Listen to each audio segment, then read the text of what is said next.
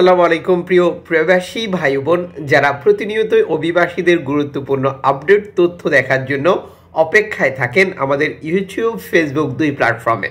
নিঃসন্দেহে আজকের ভিডিওটি 2024 সালের সেরা একটা ভিডিও হতে চলেছে, যার কারণ বহুদিন থেকেই আমাদের গলায় পানি শুকিয়ে এসেছিল। কারণ ইতালিতে আসলেও আলবেনিয়াতে পাঠিয়ে দেবে। শুধু লিবিয়া তিউনিসিয়া নয়, পৃথিবীর যে কোনো দেশ থেকে যেই কোনোভাবে আসলেই বাংলাদেশকে নিরাপদ দেশের তালিকায় অন্তর্ভুক্ত করে সেই লোকজনকে আলবেনিয়াতে রেখে যাচাই বাছাই করে আবার দেশে পাঠিয়ে দেওয়ার একটি প্রক্রিয়ায় কাজ করছিল বর্তমান কঠোর ডানপন্থী সরকার জর্জিয়া মেলোনি এবং তার সাথে আরও কয়েকটি শরিক দল। অবশেষে তাদের প্রক্রিয়াতে পরিবর্তন এসেছে দীর্ঘদিন প্রচেষ্টার পরেও সফলতা না পাওয়ার কারণে। 10ই ডিসেম্বর ইতালির সংসদে একটি নতুন বিল পাশ হয়েছে। এই বিল জানার দরকার সকল বাংলাদেশির, যাদের আপনজন ভবিষ্যতে ইতালিতে প্রবেশ করবে যতদিন পর্যন্ত এ আইনের পরিবর্তন না আসবে, এবং যারা অলরেডি ইতালির ভেতরে রয়েছে, যারা অন দ্য ওয়ে পথে রয়েছে লিবিয়া তিউনিসিয়া বা বাকি দেশগুলো ব্যবহার করে যারা ইতালিতে প্রবেশ করে বৈধতার জন্য। এই সংসদের যে বিলটি উত্থাপিত হয়েছিল এবং যেটা ক্লিয়ার পাশ হয়েছে, সেখানে উল্লেখ রয়েছে আপনি ইতালিতে প্রবেশ করেছেন, আপনাকে বৈধতা পেতে অবশ্যই কারণ দেখাতে হবে। কারণ বলতে আপনি কেন আশ্রয় আবেদন করছেন বা অ্যাসাইলামের যে বাকি প্রক্রিয়াগুলো সেগুলো করছেন।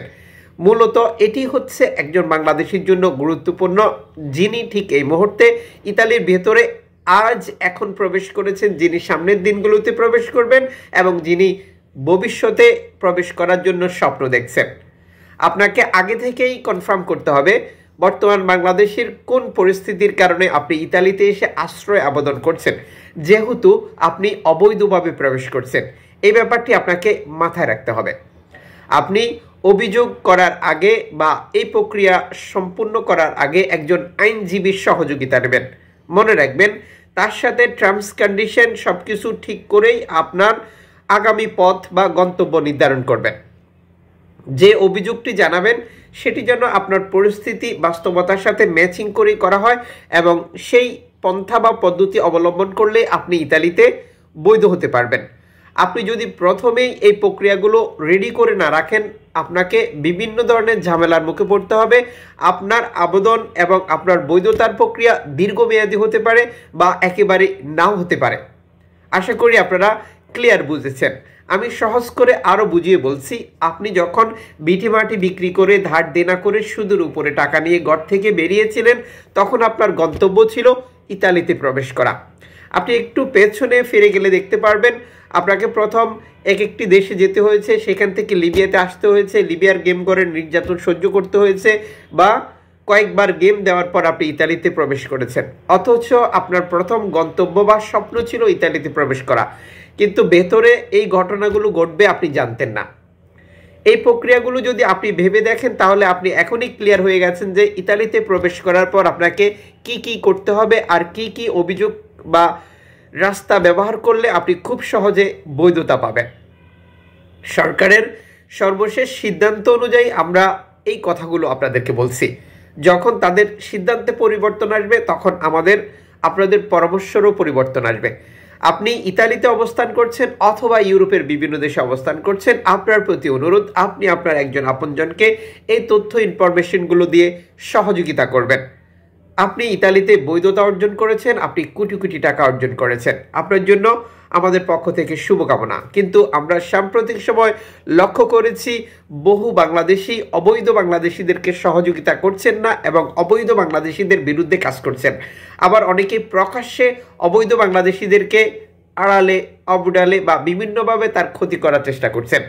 আমরা আপনাদের প্রতি প্রশ্ন, আপনাদেরকে জিজ্ঞাসা, আপনি যখন 1990, 91, 92 বা তারপর থেকে বর্তমান 2024 সাল পর্যন্ত ইতালিতে অবৈধভাবে প্রবেশ করেছিলেন, তখন আপনার কি পরিস্থিতি ছিল? যারা বর্তমানে পরিবার নিয়ে অবস্থান করছেন, স্ত্রী সন্তানদেরকে বৈধভাবে ইতালিতে নিয়ে আসছেন, এটি আমাদের জন্য গর্বের। একজন বাংলাদেশি হিসেবে আমরা গর্বিত। কিন্তু আপনার আচরণ, আপনার সহযোগিতা আমাদের দরকার। আপনার আচরণে আপনাকে পরিবর্তন আনতে হবে। ইতালির সরকার আপনাকে যা দেবে একজন বাংলাদেশি তাকেও তা দেবে, কিন্তু আপনার আচরণে এমন মনে হয় ইতালির সরকার আপনাকে যা দেবে একজন অবৈধ বাংলাদেশি এসে সেটি নিয়ে যাচ্ছে।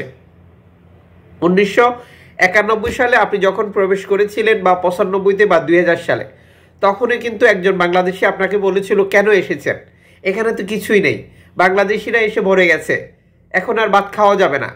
আপনি খবর নিয়ে দেখেন সেই লোকটি এখন ইতালিতে গ্রিন কার্ড পেয়েছে, ইতালির ন্যাশনালিটি পেয়েছে, বা ইতালিতে তার 2-3টি ভবন রয়েছে, তার সন্তান এখন যুক্তরাজ্যে বা কানাডাতে, সুইজারল্যান্ডে, আমেরিকাতে পড়ালেখা করছে।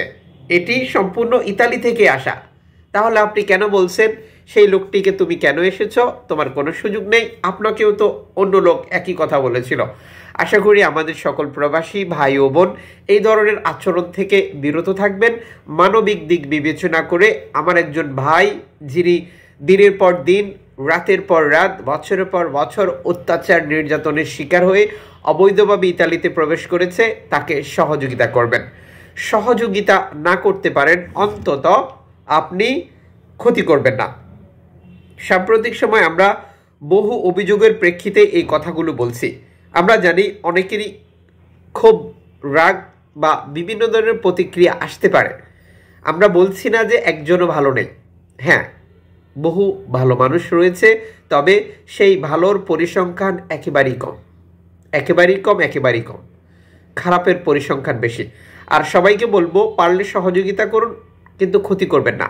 ভিসা বাণিজ্যে জড়িত বাংলাদেশিরা, লিবিয়াতে মাফিয়া বা অত্যাচারে জড়িত বাংলাদেশিরা, পৃথিবীর যে দেশেই যান না কেন আপনি, সেখানেই বাংলাদেশিরাই বাংলাদেশিদের ক্ষতি করছে। তাহলে এটা কি বাংলাদেশিদের ট্র্যাডিশন? না আমরা বিদেশে এসে কোটি টাকা কামানোর নামে আমাদের দেশি ভাইকে বাণিজ্যে পরিণত করছি, দোকানের প্রোডাক্টের মতো ব্যবহার করছি, আর তার কাছ থেকে লক্ষ লক্ষ টাকা হাতিয়ে নিচ্ছি। চলুন ভালো হয়ে যান। আপনি যে টাকা ইনকাম করছেন, আপনার পকেট ভর্তি যেই টাকা, এটা নিয়ে কি আপনি মাটির নিচে যেতে পারবেন? প্রশ্ন আপনার কাছে। ডিসেম্বর মাসেও থেমে নেই বলাকার রোড ব্যবহার করে ইউরোপের এই অঞ্চলটিতে আসা অভিবাসীর সংখ্যা। সর্বশেষ একটি এনজিও দেওয়া তথ্য অনুযায়ী রেকর্ড সংখ্যক শরণার্থী প্রবেশ করেছে, যা তাদের এক্স হ্যান্ডেলে প্রকাশ করেছে। এই প্রতিবেদনে প্রথম কয়েকদিন যখন এই তথ্যটি তারা প্রকাশ করেছিল, তখন পর্যন্ত প্রায় 100 শরণার্থী দল, যেটা গ্রিসের বিভিন্ন উপত্যকা বা দ্বীপে প্রবেশ করেছে। সেখানে প্রবেশ করার পর তাদের অবস্থা ছিল এমন। এই লোকজন চেষ্টা চালাচ্ছে বলাকান রোড ব্যবহার করে ইউরোপের বাকি অঞ্চলগুলিতে প্রবেশ করার জন্য। আমরা এই তথ্যগুলো আপনাদেরকে কেন দিচ্ছি? যাতে করে আপনারা একটি ধারণা পান কিভাবে অভিবাসীরা বলাকান রোড বা এই অঞ্চলটি ব্যবহার করে গ্রিসে প্রবেশ করার চেষ্টা করে, আর এই অঞ্চলটি ব্যবহার করে ইউরোপে যাওয়ার চেষ্টা করে। আপনার কোনো মতামত থাকলে তা কমেন্টস করে জানিয়ে যাবেন।